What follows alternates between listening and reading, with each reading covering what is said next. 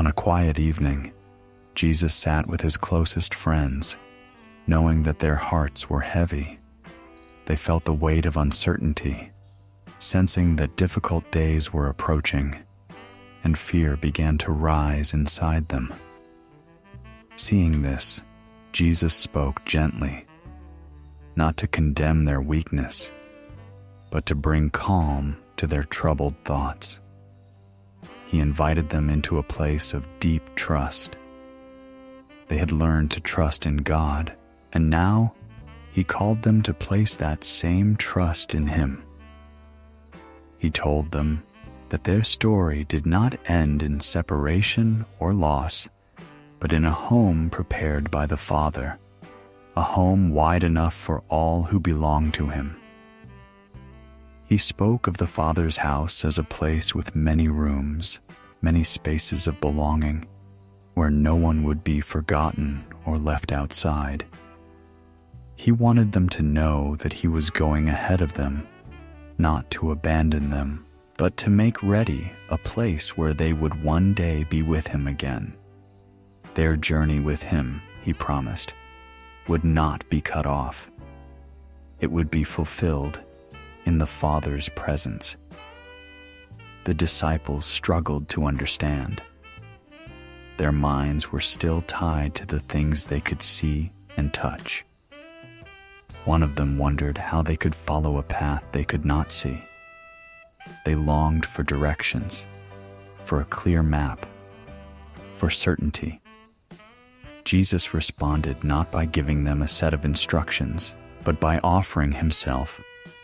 He showed them that the way to the Father was not an impersonal path, but a relationship with him. In him, they would find the way that leads to God. In him, they would discover truth that does not change. In him, they would receive life that does not fade. He helped them see that to know him is to come close to the heart of the Father. The one they had watched, listened to, and walked beside was not a distant messenger. In his words, the Father's voice was being heard. In his actions, the Father's love was being shown. Those who looked at Jesus were seeing more than a teacher. They were seeing the character and compassion of God himself. Still, questions remained.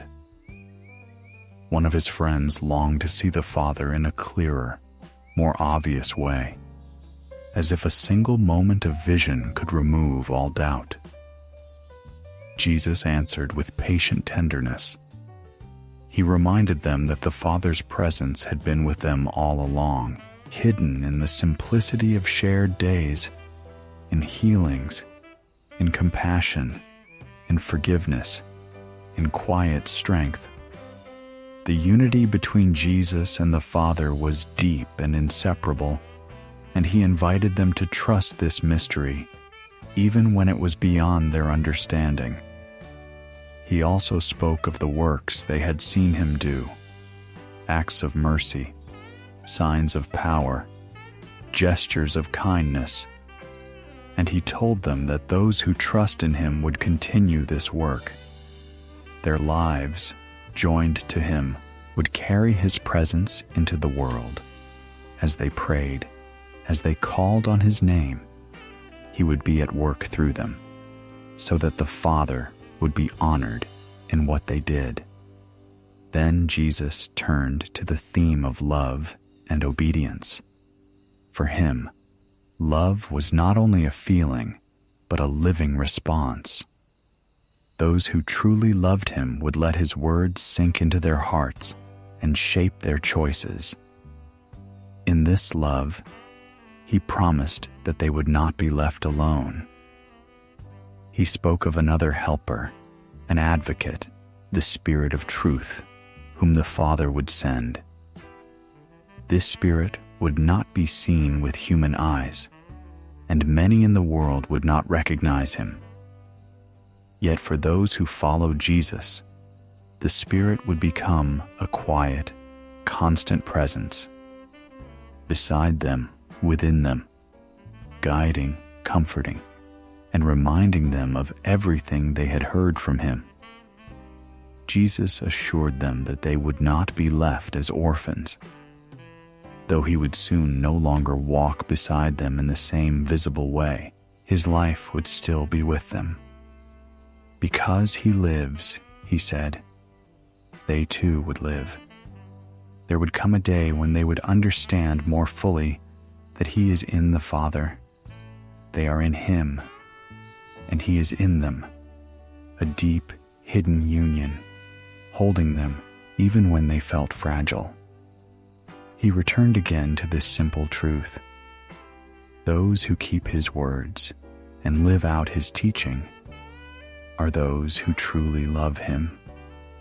Such love draws them into the embrace of the Father. And in that love, Jesus promised to reveal himself in ways the world might not see, but the faithful heart would recognize. One of the disciples, not the one who would betray him, asked why Jesus would show himself to them and not to everyone in the same way. Jesus answered by leading them back once more to the path of love. Those who open their lives to his teaching become a dwelling place for God. The Father and the Son make their home in hearts that welcome them. Where love is real and obedience sincere, the presence of God quietly rests. Jesus then spoke of the Spirit again, calling him the Holy Spirit, the one the Father would send in his name.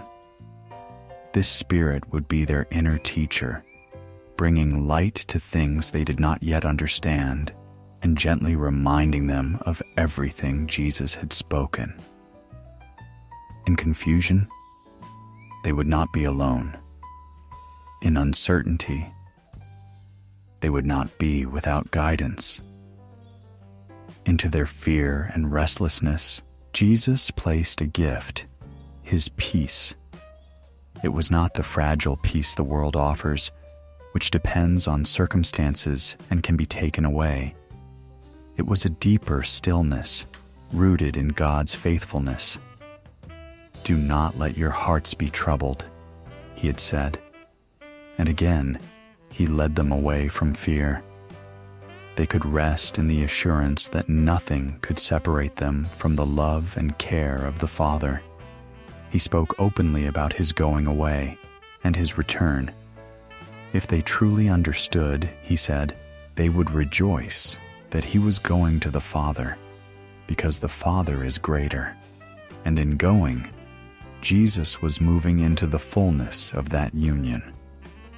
He shared these things in advance, so that when the coming events unfolded, events that might seem dark and confusing, their faith would not collapse, but be strengthened.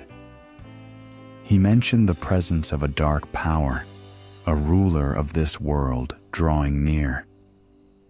Yet, even as he said this, he made it clear that this power had no true hold over him.